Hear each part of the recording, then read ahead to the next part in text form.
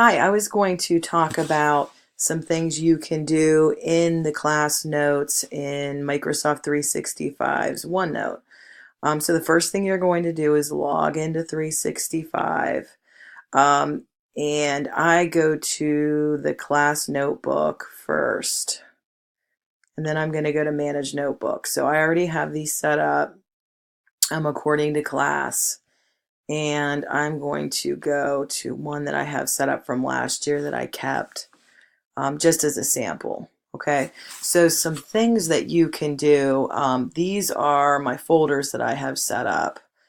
And for each module that we have in language arts, I set up a folder. So our first one is A Long Walk to Water, Module 1, Unit 1, Lesson 1. So in this folder, I can put basically anything I want. So right here, I have a YouTube video of the lesson, and that would be for students who are absent or other things.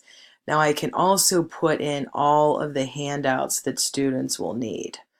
So I have not set up this yet for this year, so I will show you a few from last year. Okay, so this is our third novel to give her. And students would also have the same folder in their class notebooks. So for example, if we were doing chapter 8, these might be the questions, the discussion questions that they can do. So they can actually just type right into their notebook the responses.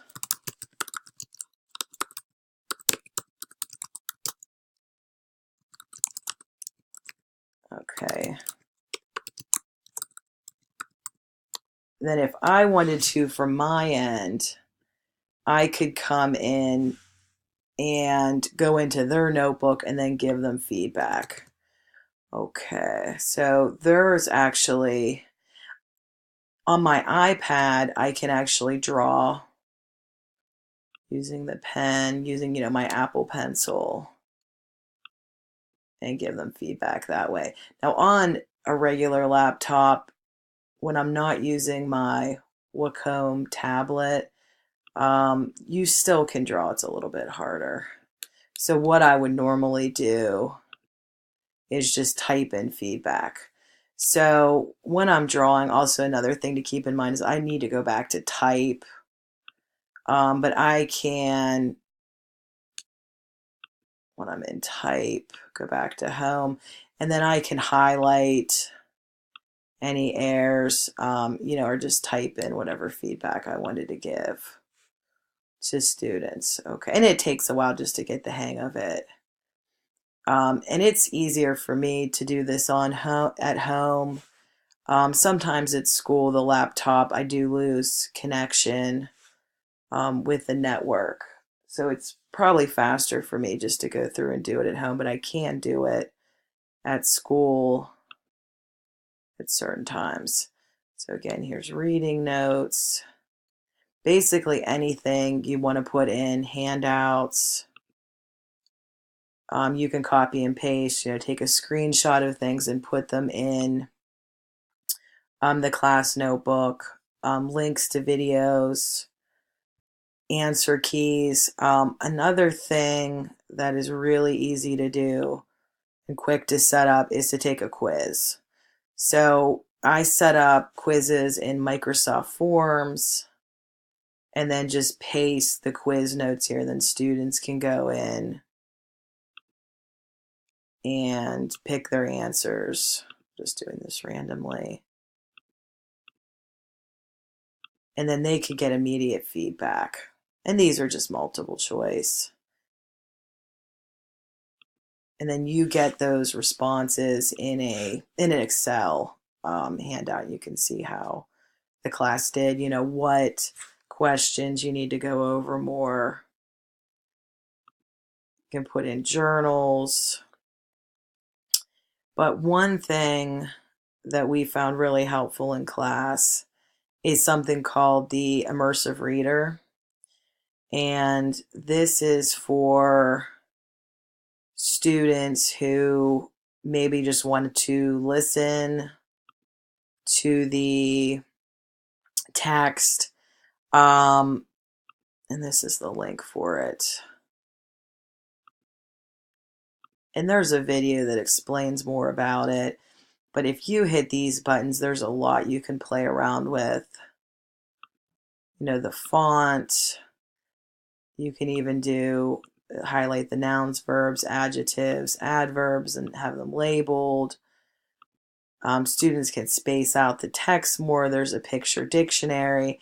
And then even down here, there's voice settings.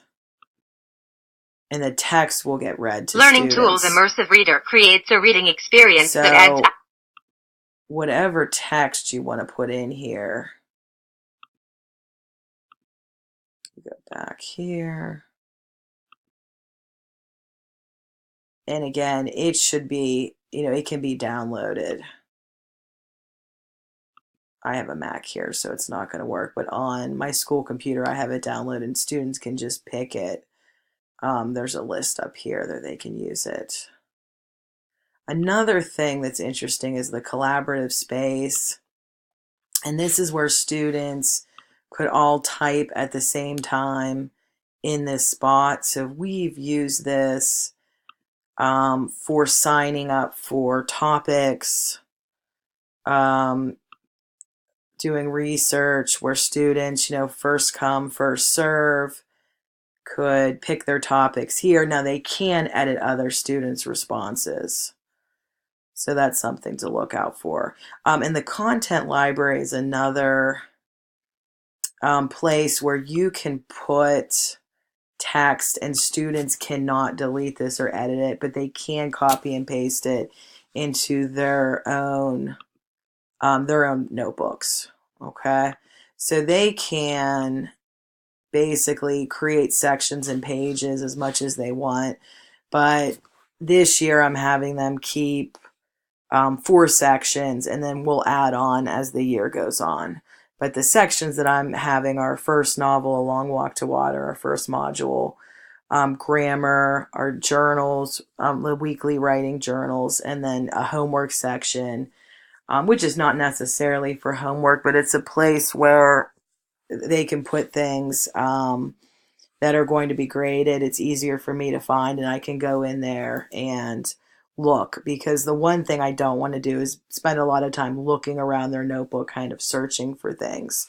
So, and this is just the tip of the iceberg. Like I said, you can put in pictures and, interactive websites and things like that, as you like. So basically anything you'd like to do, you can put in to the Microsoft, class notes. Okay, that's all for now. Thanks for listening. Email me with any questions.